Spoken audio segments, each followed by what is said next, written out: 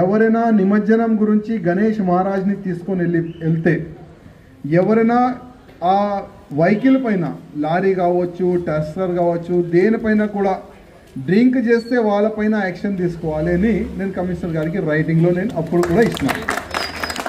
ఎందుకంటే ఇవాళ వేల గణేష్ మండపాలు నిమజ్జనంకి వెళ్తుంది వినాయక్ సాగర్కి. మనమే మధ్యలో కొట్లాడుకుంటున్నాం.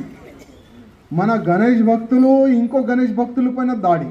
దేనికి అంటే వాళ్ళు తాగుతున్నారు, వీళ్ళు తాగుతున్నారు, కొట్లాడుతున్నారు. ఇట్లాంటి ఒక తప్పు మెసేజ్ వెళ్తుంది. అట్లాంటి తప్పు మెసేజ్ వెళ్ళకుండా ఇప్పుడే నేను పోలీస్ కమిషనర్ గారికి, డీజీపీ గారికి మరీ రిక్వెస్ట్ చేస్తున్నా.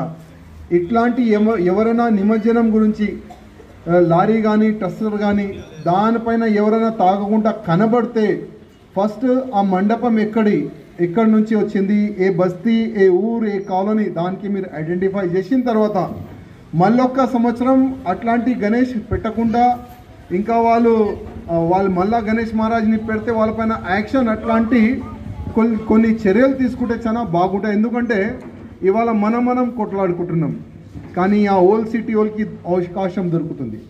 ఆ ఓల్డ్ సిటీ వాళ్ళు ఏమంటారంటే, అరే మీ హిందువులు తాగి కొట్లాడుకుంటారు, ఇదేనా మీ ధర్మం, ఇదేనా మీ సంస్కృతి, ఆ విధంగా కొంతమంది కామెంట్ చేస్తారు. అట్లాంటి వ్యక్తులకి మనం అవకాశం ఇవ్వకుండా మనం 11 days చాలా పవిత్రంగా ఉండి మనం గణేష్ మహారాజ్ని మనం కూర్చొని పెడతాం, పూజ కూడా చేస్తాం. ఇప్పుడు నేను చూస్తున్నా మంచి మీరు ప్రసాదం కూడా పంచుకుంటున్నారు, అందరికీ ఇస్తున్నారు కూడా. చాలామంది ఫ్యామిలీ సహా వచ్చి గణేష్ మహారాజ్ని దర్శనం కూడా చేసుకుంటున్నారు. అంటే ఇది మన ధర్మం, ఇది మన సంస్కృతి. దీన్ని కాపాడడానికి ప్రతి ఒక్క హిందువులు ముందుకు రావాలి. నేను ఇంకొకసారి కమిషనర్ గారికి రిక్వెస్ట్ చేస్తున్నా, మీరు డ్రింక్ చేసి ఎవరైనా వస్తే వాళ్ళపైన చర్యలు. Subscribe us and press the bell icon for more interesting updates.